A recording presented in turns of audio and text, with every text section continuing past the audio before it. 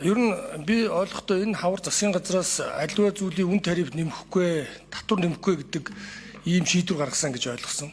Гэтэл энэ оруулж ирж байгаа бодлого бол яг энэ гаргасан шийдвэртэйгээ нийцэхгүй бодлогыг оруулж ирж байна гэж ойлгож байна. Тийм учраас энэ 15%-ийг одоо эргэж одоо гайлын албан доктор импотент дотор гурил дээр тогтоох, тэжээл дээр 5% тогтоох гэдэг шийдвэрийн үр дүнгээр гурил тэжээлийн үн өсвүүд яах вэ гэдэг айдас бол үнэхээр иргэдэд байгаа. Манай одоо тойргоос олон сонгогч иргэд энэ асуудлаар байр суурийн илэрхийлэл төлөөлөлтөө саналаа илэрхийлээд байгаа учраас би бас энэ зарчмын дөрөвдөд саналыг гаргасан гэдэг бас хэлхэн зүйтэй. Тэгээ түрүүн бас одоо мөнх хөсгөлэн гишүүн хэлж байна. Ингээд энэ үг үйлдэл хоёр бол одоо нэг байх хэвээр. Тийм учраас би чуулганы уралдаан дээр энэ байр суурийг илэрхийлсэн.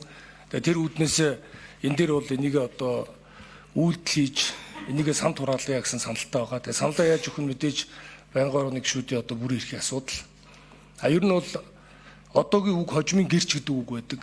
Тэгэхээр одоо хэлж байгаа гаргаж байгаа энэ санал болгон ирээдүйд үн өсвөл яах вэ гэдэг айцтай иргэдэд хариулт өгөх ёстой гэж үзэж байгаа. Тийм учраас одоо энэ одоо гаргаж байгаа гол одоо шийдвэрийн үр дүнгээр иргэдийн амжиргаанд нөлөөлөх үү, өөрх айлын зарлагыг энэ нэмэгдүүлж иргэдэд энэ одоо хүнд нөхцөлд тарифын одоо энэ том өрсөлдөөн дэлхийн том гүрнүүдийн тэгээ энэ одоо нөхцөл байдал дээр Монголын ард түмний иргэдэд одоо энэ валютын анш өсөж байгаа энэ хүнд нөхцөлд нөлөөлгүй гэдэг айц бол үнэхээр байгаа. Яг үүндээ ингээд зарим одоо хүмүүс яриад байгаа ингээд за энэ бол нэг гурлийн одоо авж байгаа нэг өөрх айлын хэрэглээ бол тийм өндөр биш ээ гэд. Үгүй шүү дээ. Эн чинь бага дунд орлоготой иргэдэд ялангуяа амжиргааны түвшин доогуур орлоготой иргэдэд энэ гурлийн үн гэдэг чинь асар том нөлөө үзүүлнэ. Өнөөдөр бид нар өөрсдийн авдаг цалин шиг бодож болохгүй байхгүй юу? Тэр жирийн иргэдийн бага орлоготой иргэдийн амьдралд энэ гурлийн үн маш их нөлөөлөх учраас энийг яах вэ гэдэг асуудал. Тийм учраас яг зарчмын хувьд бол энэ үндэсний үйлдвэрлэлд дэмжихийн талд бол байгаа.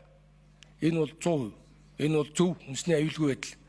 Гэхдээ тэр өмнө жил одоо бас ганцхан жилийн өмнө яригдсан тэр идэр бод гишүүний хэлээд байгаа тэр одоо монопол энэ үйлдвэрүүд чинь үгсэж үнэ нэмээд байж тэгээд энэ дээр ямар хариуцлага тооцсон үнэ юм уу худлаа юм уу? Тэрийг яг үндэ нэр олон нийтэд гаргаж одоо энийг тавих хэрэгтэй. Тэгэхгүй бол нэр төрийн цайруулах эсвэл одоо энийг одоо үний юм байна гэдгийг нотлохгүй бол одоо зарим гурлийн үйлдвэрийн захирлууд тэр үед ярьж ирснийг би санаж байгаа. Одоо ер нь ингээд одоо ер нь үдэлцэн шүү л ухааны юм яриадсэн шүү дээ. Тэгээ ингээд энэ үдэлцэж байгаад нь дийлэгдэж байгаа юм байна л да. Монголын төр. Энэ төрийн гарч байгаа шийдвэр бол хүчтэй байх хэвээр. Энийг хүн болгон дагдаг байх хэвээр. Энэ үр дүнгээ өгдөг байх хэвээр гэж би бол энэ одоо парламентын гишүүнийхээ хувьд бол үзэж байна.